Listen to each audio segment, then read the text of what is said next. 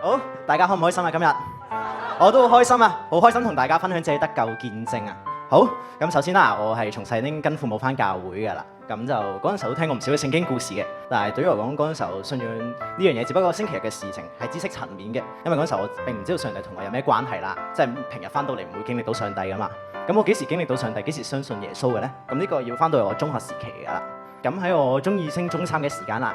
好開心，因為我父母嘅緣故啦，我就被參加咗呢個侍奉隊嘅，所以咧亦都好開心。嗰陣時候我要翻嚟呢個日本祈禱會啦，仲記得喺祈禱會之前咧，教會咧有一大堆活動要做啦，所以我嗰陣時候唱詩唱咗成日咧，喉嚨都乾啲攰晒啦，成個人已經謝咗咁樣喺度瞓覺咁樣。但係好奇妙嘅就係嗰陣時候祈禱會敬拜嘅時候，唔知點解有個好特別嘅感覺，嗰個感覺以前未經歷過，有個好平安嘅感覺。而你問我嘅話，有好柔和燈光喺度照住我咁樣，而身邊好似好溫暖咁樣，就好似上帝好抱住我咁樣。而喺嗰刻我就知道上帝真實存在，因為我敬拜嘅時候揾到佢。當然啦，呢個係我信主嘅過程啦，亦都係一個我信仰嘅轉折點啦。而真正信仰嘅重頭戲係你信咗之後究竟有啲咩改變啊嘛。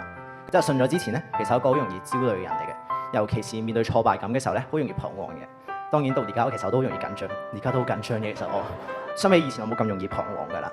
尤其是我信咗之後，其實我面對嘅事情都唔太過如意啦。無論係學校嗰個成績嗰個嘅挫敗啦，定係還是人際關係嘅惡劣咧，其實令到我好大壓力嘅。但係好神奇就係，因為今次我信咗耶穌，所以可以同佢傾訴。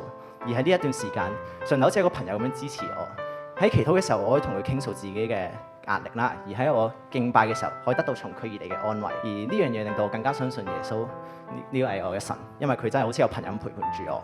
而喺當然啦，除咗心理層面啦，上帝喺現實層面都幫咗好多嘅，就係例如我學業成績頭先講到好差啦，差到點樣咧？中文年年唔合格嘅，年老師升留班咧都討論我究竟應唔應該留班嘅咁樣。但係好神奇嘅就係去到 DSE 嘅時候，嗰年我唯一一年全部科目合格，亦都係唯一一年我高中生涯成功全部科目 pass 到。而呢個亦都係令我知道上帝恩典雖然可能唔似我預期咁樣，但係總會足夠嘅。而而家我都讀到理想嘅科目，而上帝恩典仍然係每日喺度 surprise 緊我。好，哈利路亞，讚美主。記得訂閱千物見證頻道，撳埋個鐘仔，同埋幫手分享、點讚，等更多人認識神。